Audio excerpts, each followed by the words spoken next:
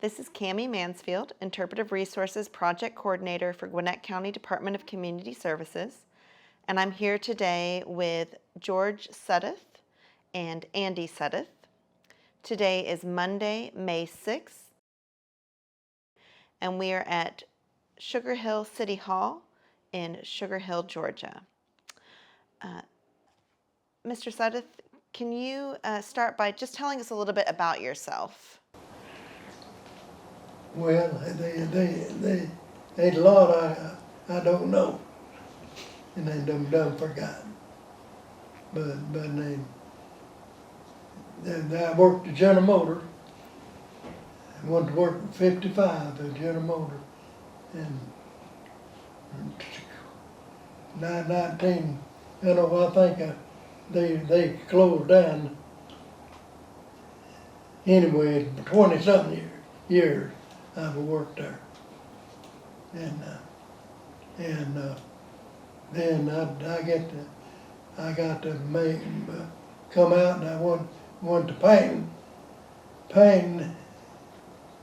and we painted about 10 years, and I started messing with whiskey, and running in the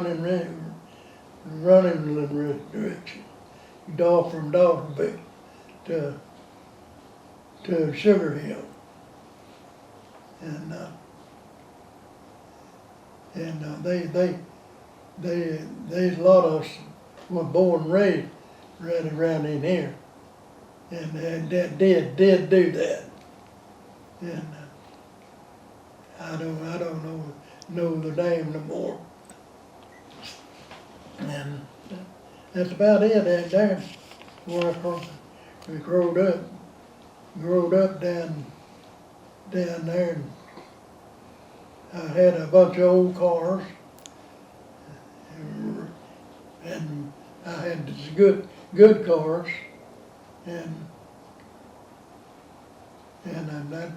I'd go to Dawsonville and pick up a load of liquor and bring it back. And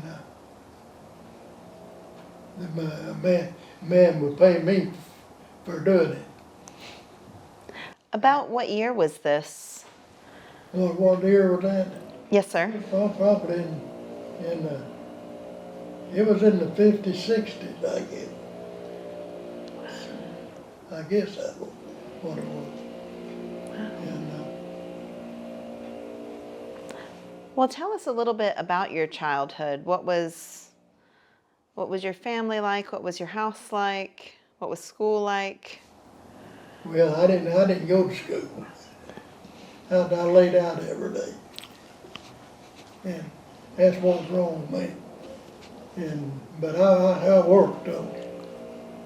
Worked a regular job and did that too. How about the schoolhouse over here? You went to that one-room schoolhouse. Y'all had to go start the fires every morning. Yeah, old burning stoves. Yeah, we used to start fires up there for the teachers, and they had coal. They burned coal there, and we'd go out and get coal. And what time I did go to school. And Who was a teacher? well, Miss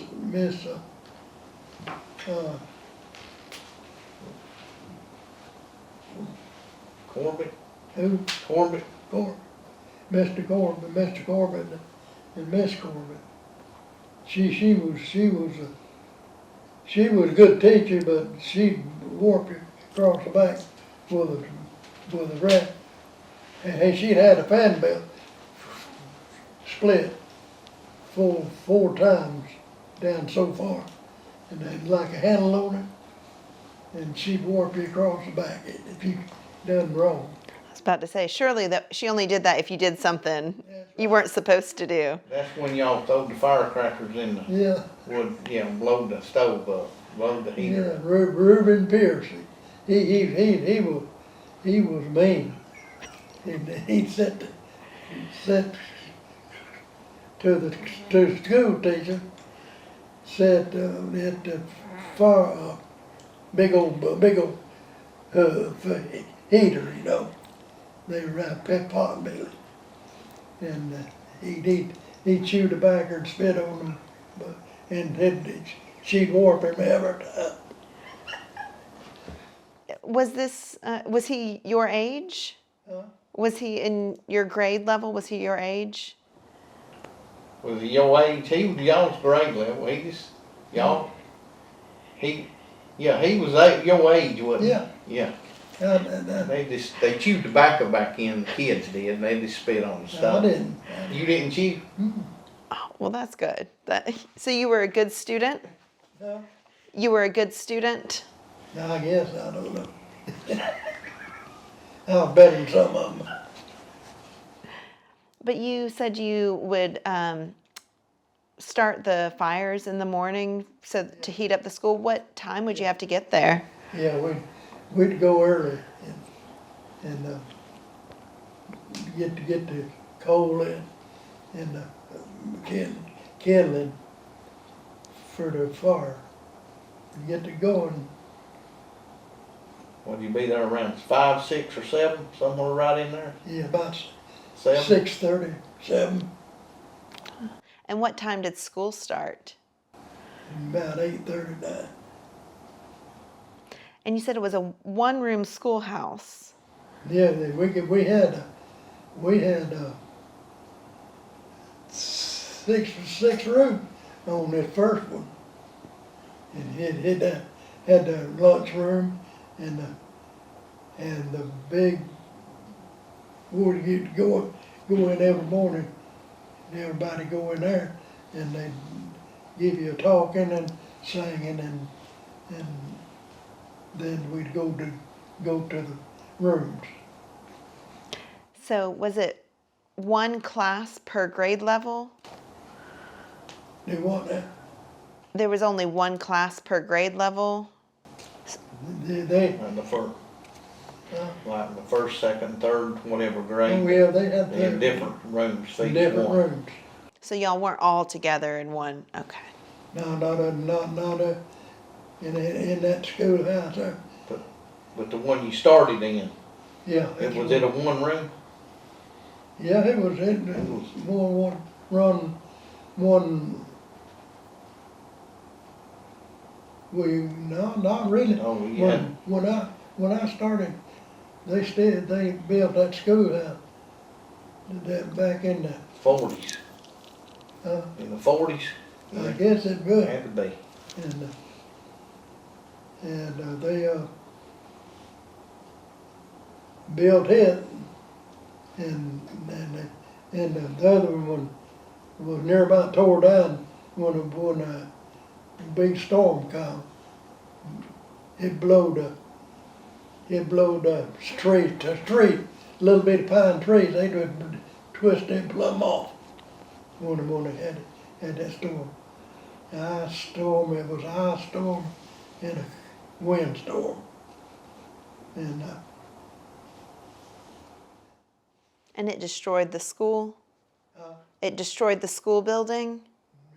It tore every one of, and older storm was back up over on this side. It busted every one out in the water. Every one of them, in about 50 wonders in it. Busted them just clean them out. And you said you would start your school day inside the cafeteria with all the other grades? Yeah, we eat together. Everybody they had a Miss Brown, and she was over the cooking and everything, and she made the bread and biscuits and everything, and they homemade everything, and it was good. It was good. And, That's the one that cooked the good rolls and biscuits and sent home with you. yeah, she'd slip me in extra biscuit in it, what good for her. She would. And I never did I didn't go much to school after that. 6th grade, I think. Well, when you were a little kid, what did you think you wanted to be when you grew up? Well, I had a feeling that what I want to do, me and another boy, we gonna leave home. And we'd go and float down the river, go build us a raft, and go down the river. And we never did get it. We built it, but we couldn't get it to the river. And so we didn't have that. But we just we figured out, well, we'll just go to get on a bus. We got on come to Buford and got on a bus and went to Atlanta. So this boy, me and him was the same age, and he said, I'm going to Texas. And I said, I ain't going, I'm going back home.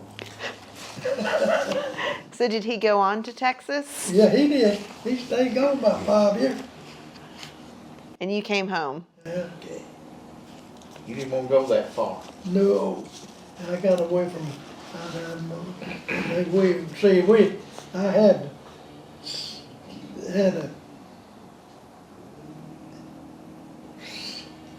eight brothers and 3 sisters, and that was a big family. And we lived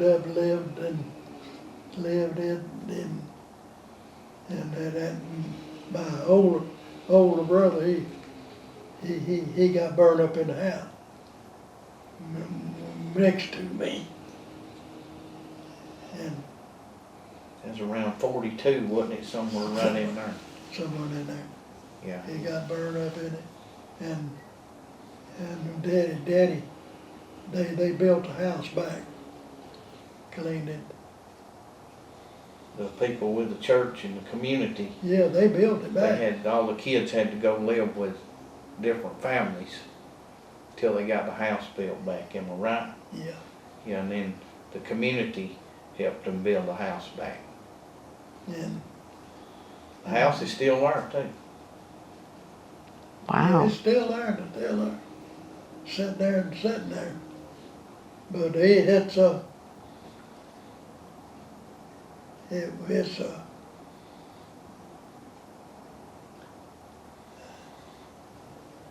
I don't know. You know, his brother, Joel, his name was Joel. He went to Sugar Hill School here too. Yeah, and, He started around the school. yeah. He, You know, I still got all his Sugar Hill documents, his report cards and everything. Wow. and but I'd work in the, Daddy had a sawmill and we worked the sawmill in the summertime and, no, wintertime. And then we raised a crop in the next summertime. So we all worked, we had jobs to do, and from every morning, me and my sister, we'd milk the cow. We'd milk and bring milk back to the house, and we'd get ready to go to school then. And she's still living too. That's the only one, me and her. And when you was a kid, did you go around digging, was it ginseng? Yeah, And he sold it to everybody, all the older people would call him wanting them ginseng. yeah, that Or was it yellow root or ginseng? yellow root too. Yellow root too. And And how old was you at that time?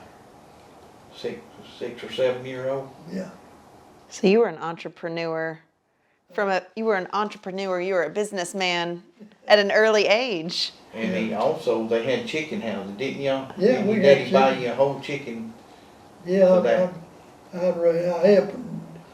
Daddy had 2 or 3 chicken houses, 2,000, whole 2,000 apiece.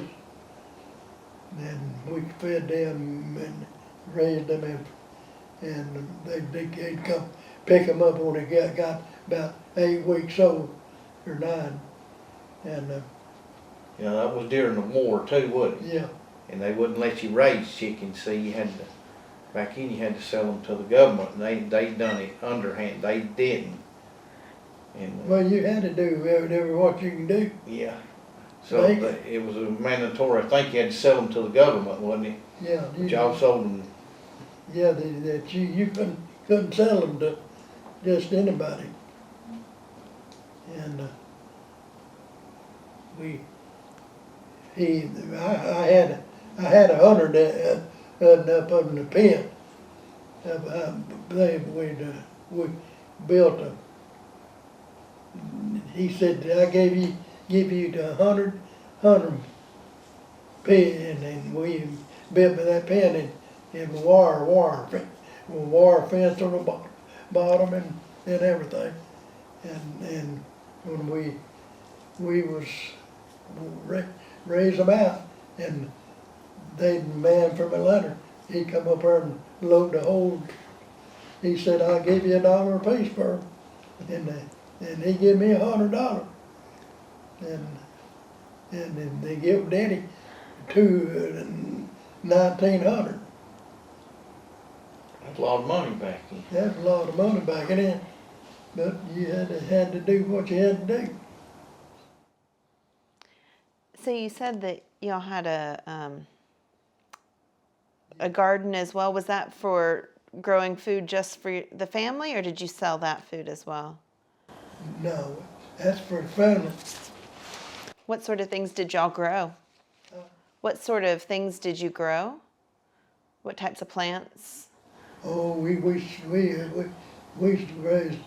raise corn, mostly corn and wheat, and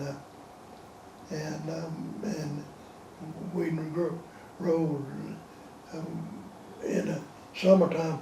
First summertime come, we'd plant big gardens, and a lot of you neighbors, they'd come down and help us, and they get garden to get stuff out of it. So they was good to old people back then. You had to help one of them. Yeah, it sounds like the community, everyone helped everyone out. So when your house burned and everyone helped out with the garden and Yeah. But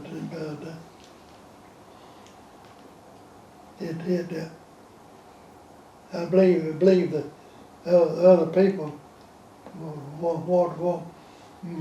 brothers and everything, they were 3 of them in the service when he got burned up, and they got to come home, dude.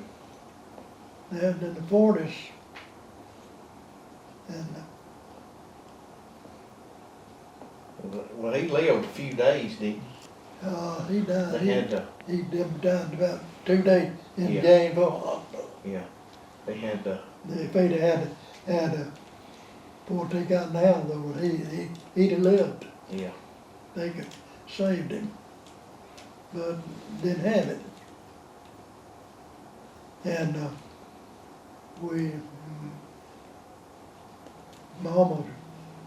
Mama, she washed outside. She had a ringing old washing machine, rain time. And we'd go out there and build a farm around the pots, but fill the pots up full of hot water. And she washed it and boil. She'd boil the clothes. She'd boil them. They like boiling meat.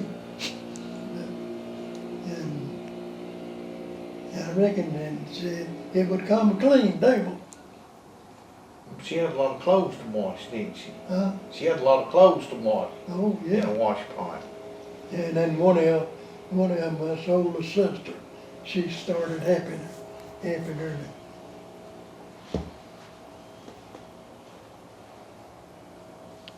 But it was a life for us, being there then.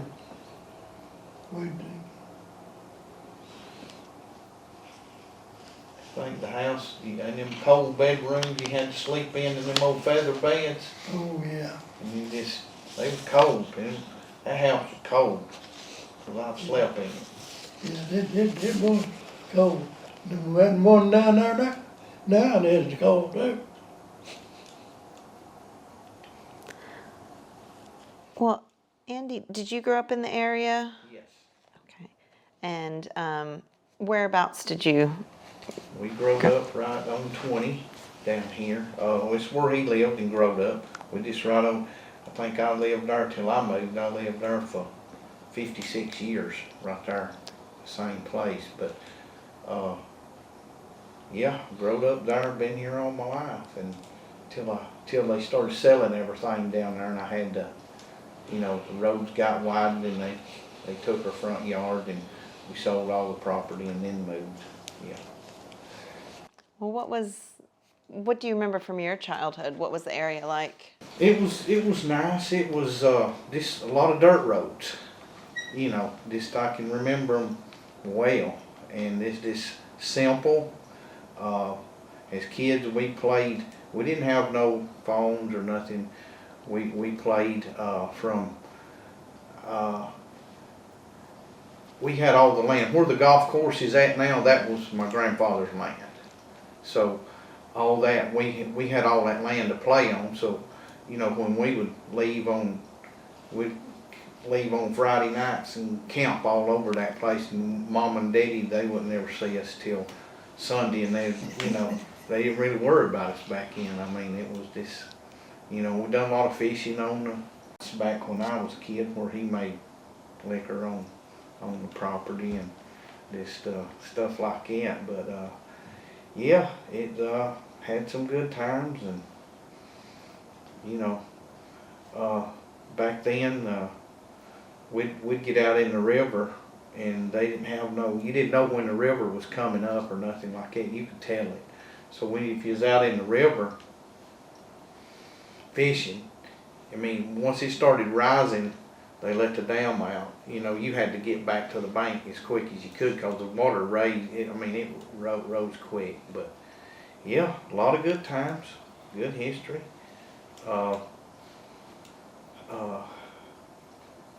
We worked on cars. We had race cars, and back in the day, and that's what I wanted to be, a race car driver. But, the funds back then, it just took so much to keep it going. It didn't happen. So, but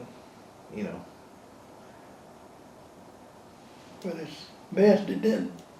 I was going to say, what did you think about him wanting to become a race car driver? Yeah, I didn't want to be no race car driver. I'd been on the road too much. I didn't. you liked them. You liked going to the races. Yeah, a little bit, but I didn't run fast. One I'd haul liquor, and then I just go easy down that road, and then never would stop till I got stopped in Beaufort both times, and I went into Beaufort with a load, and he told me to take it certain spot, and I took it over, and when I come out, they got me. And if he'd have got me going in, he'd have got me sure enough. But You already unloaded it. yeah, unloaded it. And So you didn't get in any trouble then? didn't get no trouble in it. I got lucky doing what I done. Well, getting back to me in my childhood, yeah, I think I was either sophomore or junior. I rode my motorcycle to school when I was 13 years old. Rode it North Gwinnett High School.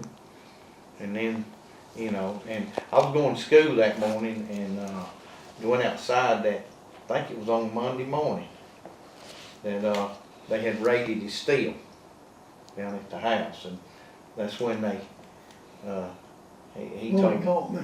that's when they caught him. And Said I went over there. I never would go over there to stir it or nothing till the school bus would leave. Treston would leave, and or she wouldn't see me. And so when I went over there in the morning, then I had a little house on the side of the hill up there. And but when I got over and there's about 7, 8, 9 men come out of there. Don't run, George. I said, I ain't gonna run, I'm home. and they was federal and the state and the county. And they never could find it till I showed them where it was at that morning.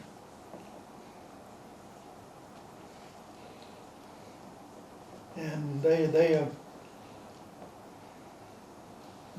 took a whiskey then the whiskey, and I just made a little bit there anyway. I didn't make much, just enough to get $100 off of it. Something I'm $200 down, and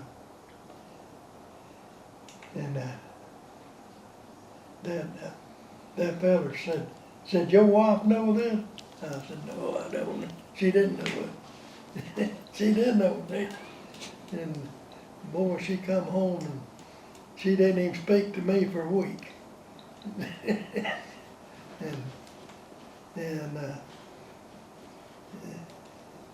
Well, they took me to Lawrenceville.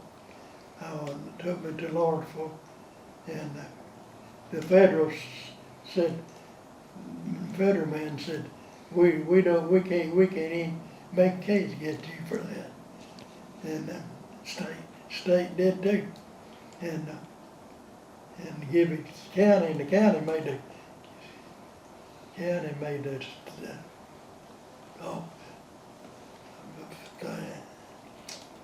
and so I'd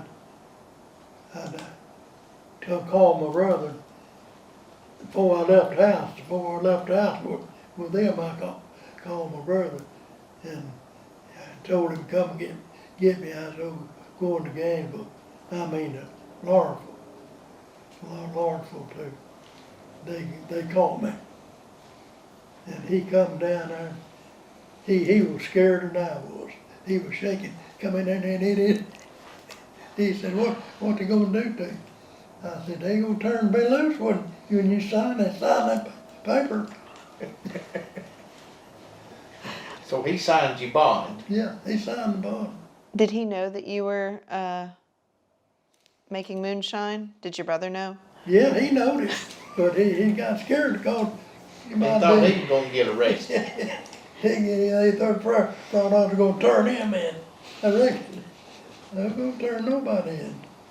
Nothing but me. But the sheriff come down there and got his liquor, didn't he? Yeah, Got his steel and partly steel and liquor. And the next day then, next day, this boy come down to my house, and he said, George, said, I know where your liquor went to. And he said, that boy up there is sure bootlegging it right now. He's bootlegging it down. And I give him, they didn't take they didn't take all of it. On top of the little desk, I had half a gallon sitting in a can, and they didn't even get in, didn't even mess with it. And I said, this what it is? He said, yeah, that's the same liquor. And they bootlegged it up there. It was the sheriff bootlegging it that got it, and he run a battery shop over here, and he sold liquor out of the battery shop. So, he's the sheriff of Gwinnett County. It So- was a crook for five the crooks. So did you stop making moonshine at that point, or did you just keep making it? No, I didn't make none for a while. I made more than that after that. But I done it a different way. They didn't believe I was doing anything. Well, most of them, by that time, everyone, a policeman, everyone in Gwinnett County, they fired every one of them. Every one of them was crooks. And then, one didn't fire, they killed them. That So, was in '64. yeah. And So, when getting back to when they busted the steel, before he had the one that you got busted, they didn't find the one that was underground. So he had an underground one too, but they didn't. That's the one they was hunting, yeah, they done it. I didn't. but it was underground. But I had that little one, that's what you Just a call, decoy. that's right. That was very smart. So the big one was underground. You couldn't tell it, and we had a bunch of German Shepherd dogs. They was full-blooded German Shepherds, and he raised them. The dog pen was up under the back shed, and that's where it was at. And so you had to go in the dog pen and raise up the dog house and walk down in it under the dog house. That's very smart. And that old German Shepherd dog, and she would, you could hear her growl. She'd think something coming up on her.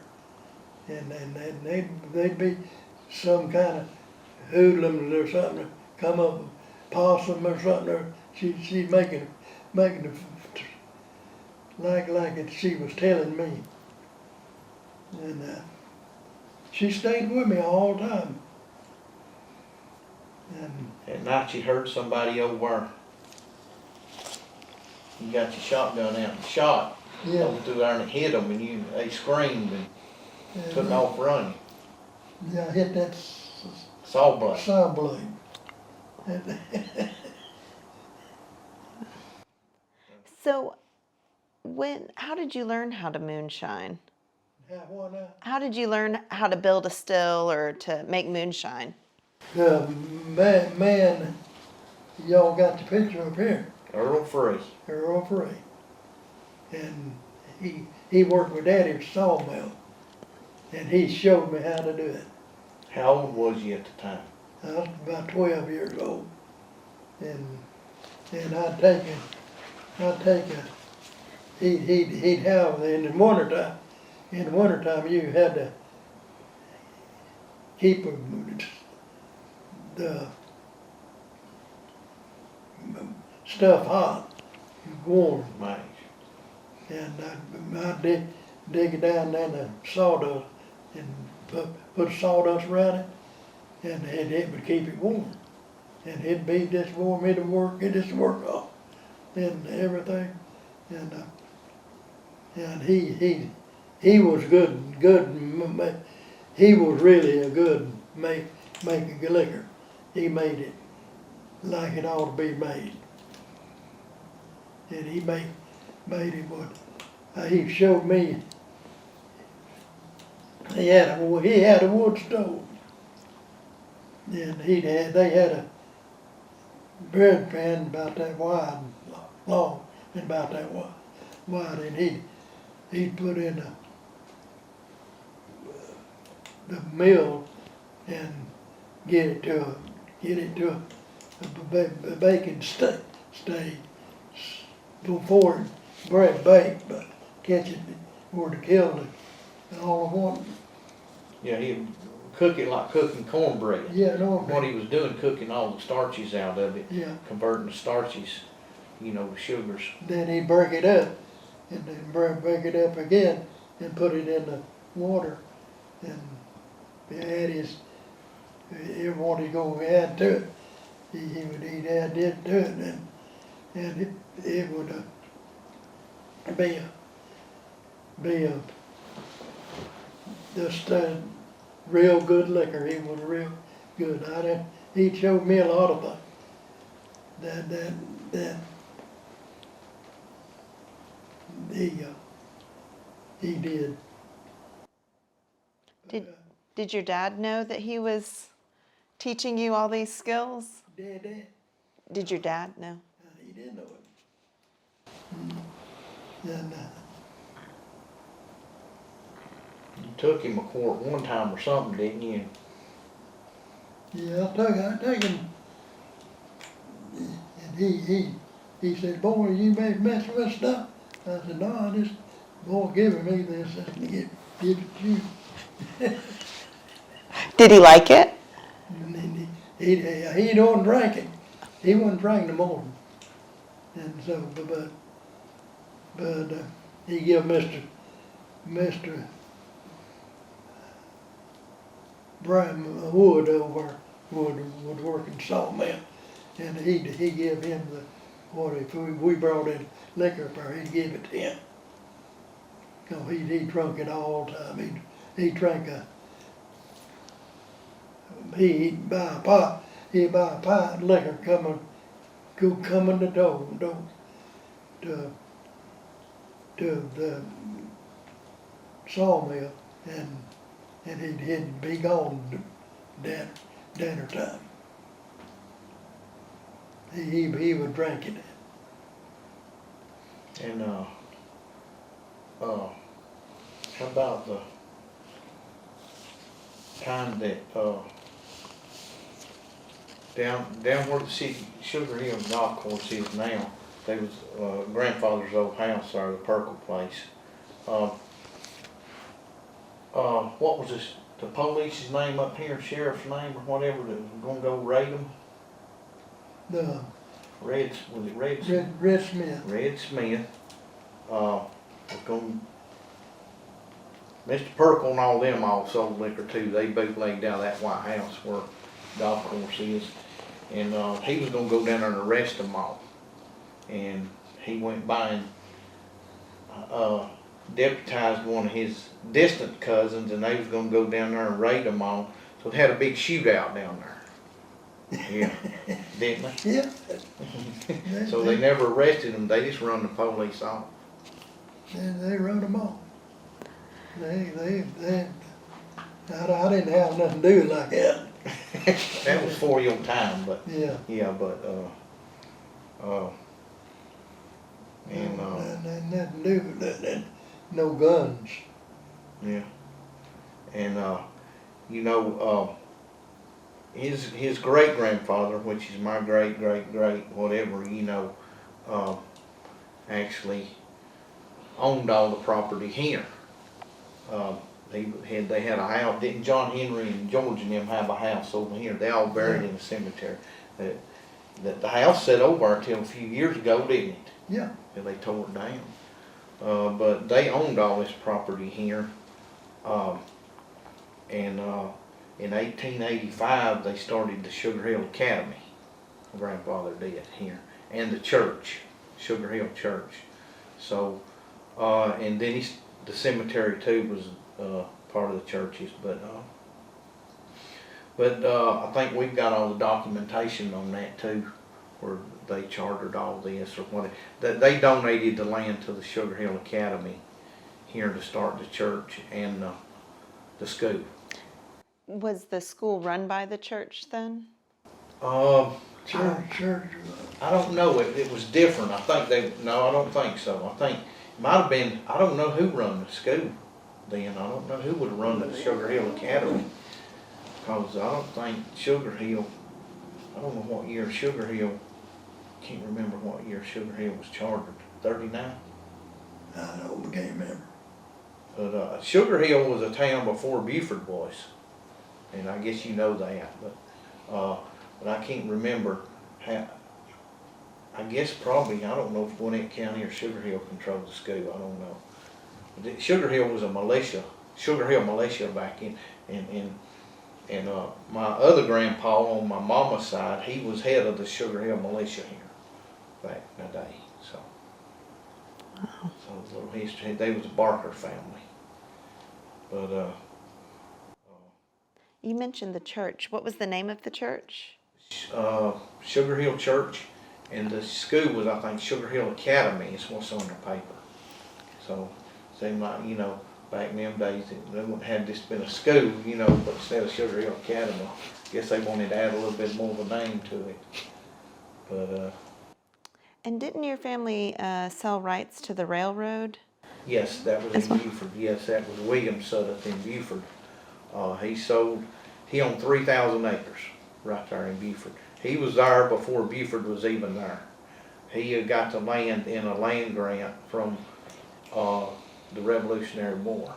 So he picked here and come here from Lenore, North Carolina.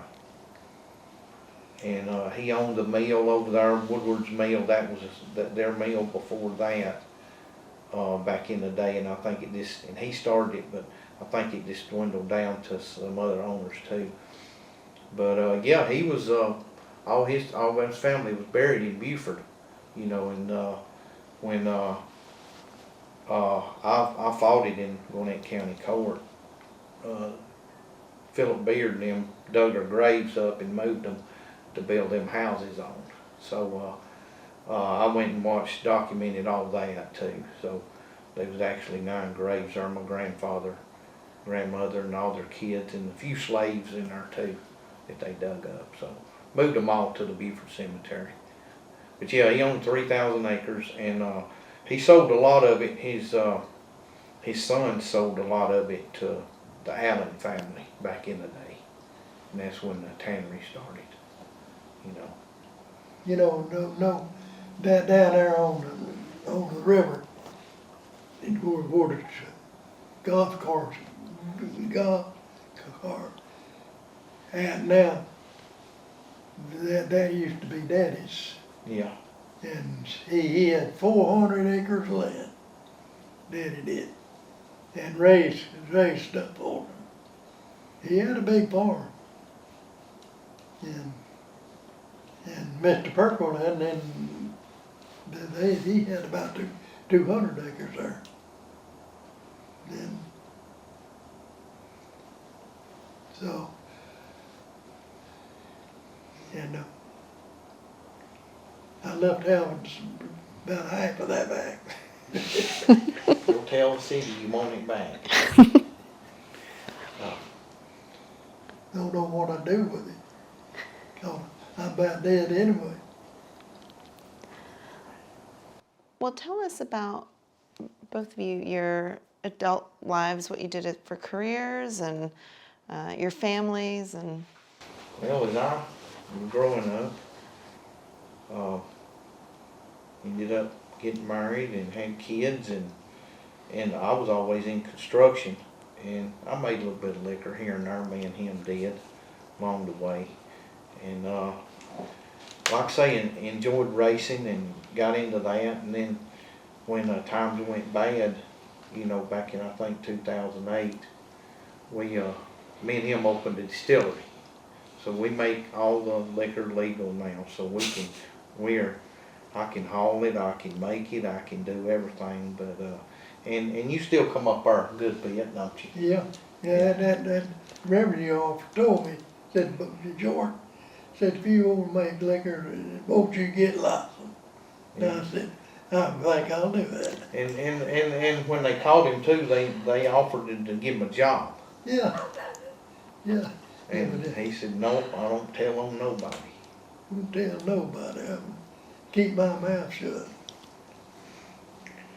But, yeah, it just went from there and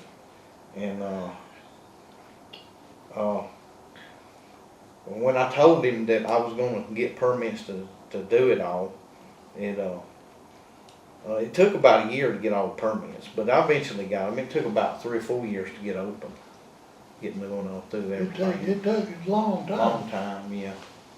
And like I say, we make some of the best corn whiskeys and whiskeys now in Georgia, I think. And for the record, what is the name of the distillery? It's called the R.M. Rose Company And where is it located? in Dillard, Georgia, and we got one in Mount Airy, Georgia. Why did y'all choose Dillard, Georgia? Dillard, we know we couldn't go to Atlanta because you got to have good water. Yeah, good water and a copper steel. And I went up there and asked the city of Dillard one day, could I open there? And they said, yeah, boo. You know, I said, y'all got a well? They said, yeah, we got a well. So I got the water out of the well and took it to the extension service in Raven County, and they sent it to UGA, and I know then it was good water. So that's why I chose there, and I always liked the town. Daddy and all of them always took us up there when we was kids to Dillard, and my mama had kinfolks up there, so it's just an enjoyable place to go to, you know, and a lot of, I like the moonshining history up there too, so they got it here just like Sugar Hill's got it. And well, the moonshining history was about in every county in Georgia, you know, for truth known, but still going on. So, but the water's good, makes good whiskey. We make all our whiskeys out of corn, barley, and rye. No sugar added. So. Well, are there any stories that we haven't covered that you want to make sure we get on record? I was trying to think about a little bit about me. When I got up, as I got out of school, I went to work for a company, Scientific Atlanta. My first public job I ever had, because I always worked for him. And I said, well, you know, I went down to General Motors and they wouldn't take me. So they didn't want no more Sudderth down there. So, you know, so so I went to work for them, and I was in the maintenance department, and I was going down. I always drove their cars is what I done. I liked to mechanic and work on cars. He showed me how to mechanic and work on them old pulpwood trucks and cars, and I was going down Killing Hill Road one day, and I got a speeding ticket in a company car. So the company didn't like that. So I ended up getting my ticket took care of. Don't you remember that? He called the sheriff, and they ripped up the ticket. So I had to go paint his chimney. And so that was it.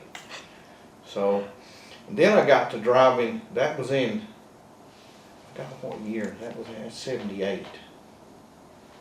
I got to driving the company cars back and forth from Atlanta to Anniston, Alabama. And that's when I think Smokey and the Bandit movie had been done then. And you know, you couldn't get Coors beer in Georgia. So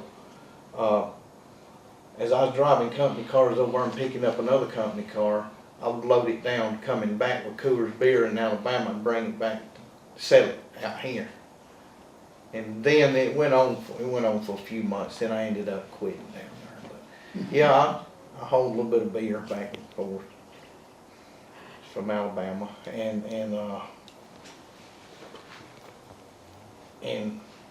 when one other story, when I was little with them, when he used to haul beer back from where we went yesterday, up Yeah. a little town called Arcade, Georgia. He'd drive a truck up there and load it down with beer, bring it back, and we'd all be in the truck, me and my mom and my two sisters, and he'd just bootleg it out, you know. I'd go up there and most I ever got up there was 200 something 2 cases. cases. And then, but we were selling beer to the other boys that bootlegged it on weekend. That's where it said it, and I'd deliver it to them, and they'd pay me for it when I got over, and then they sold a lot of beer, both beer and liquor.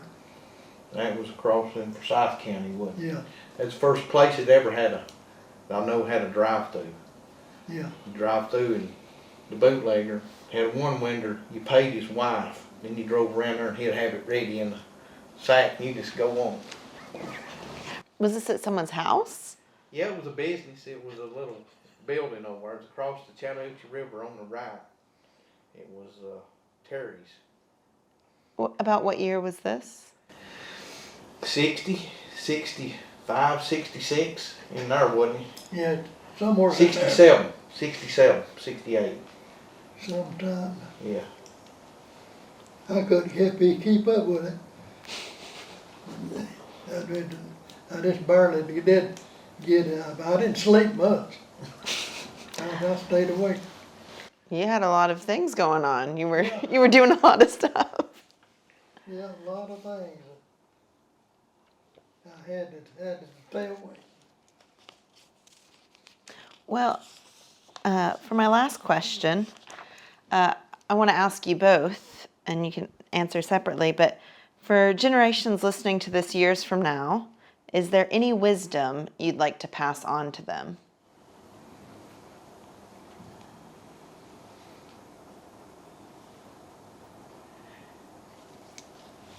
Yeah, I would say myself, before you make any decisions, use your own gut instinct on everything you do. Wise words. That's usually, because that's the way he used to. You know when something's going down. They never know what he was doing. You know when something was going down. You know when you got caught, they was the day before. Am I right? So you Yeah. know it in your mind. You know, Yeah. but you didn't think. Well, what Yeah. it was. How did they do it? But I knowed I was gonna get caught, but the day before, I did. But I was on top of the house. I was putting shingles on the house, and that car come up the road, and it was from the dog down the Larkville. It was a cop car, been painted brown. And never was up in here unless something going on. So I knowed it done, but I didn't think no more about it. I said, well, they don't know it, didn't turn in.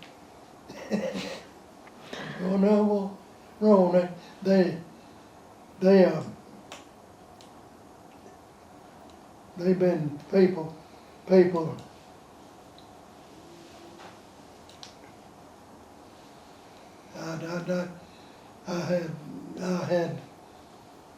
I had a big,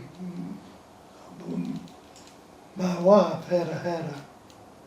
she had all her kinfolk come down for dinner on Sunday. And I had a car load of liquor there then. And I was gonna go and deliver it Monday morning. And so I had to take it down and below me and park it in another boy's yard till they all got gone. Well, Mr. Sudderth, do you have any wise words or advice for future generations? No, no. Abide by the law. Uh, Abide by the law. That's by the law. That's about it. Another thing I forgot to mention that my mama's side of the family was always the Gwinnett County Police side. They was all, because that was my grandmother's brother. He was M.J. Puckett. He was chief of police and all them at the time. So, and when Daddy had another steal down there that before he got caught, they busted it on that Friday afternoon. And I kept him from getting caught. That was 72, wasn't it? Yeah, I put one on 72. I put one on the road. I put a big vat up there at the store where the crossroads was, behind the one store there. And we set that thing up and made whiskey right there where we could see everything. You can see the cars going up and down the road. And everybody got about way with it, but if he hadn't set the wood so far, we would. He come out of the store and burning trash and got the wood so far. And then we just lost everything. And the fire department come down there and put it out. Then my mom's cousin, Larry Puckett, he was a chief of police too at the time. He come down there. My mom's cousin busted that steal. So they know who it was, but they didn't get caught at that. So Larry, and I still got the newspaper articles on it. So. But his life, I had a good life. I did. Good. You still got a good one. If I get well, I'll be armed. Well, I really appreciate y'all both sharing your stories. They were very fun to listen to, and I know that people doing research and wanting to know about the history of the area will love hearing them too. So thank you so much for your time and for sharing your memories. Thank you. They wanna, She said, thank you for our time. oh, that it's, I don't know what it is now.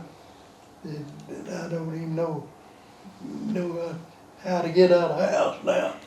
And listen. You don't even know, he still drives, but he Are you still running moonshine from Dawsonville to Sugar Hill? Did you make a drop off today before you came in? No, Okay, good. no, I'd hate to have to do it. Yeah, he used to tote them 100-pound bags of sugar though. That's hard. I couldn't do that. Yeah, right now I want a man to be little. Yeah, his arms was about that big around when I was. Mine big as his nowhere. Yeah. I was strong. But it was a good day. Still good days. Well, thank y'all so much, and those are all my questions. Okay, what the note going? It's right here. Ready to go?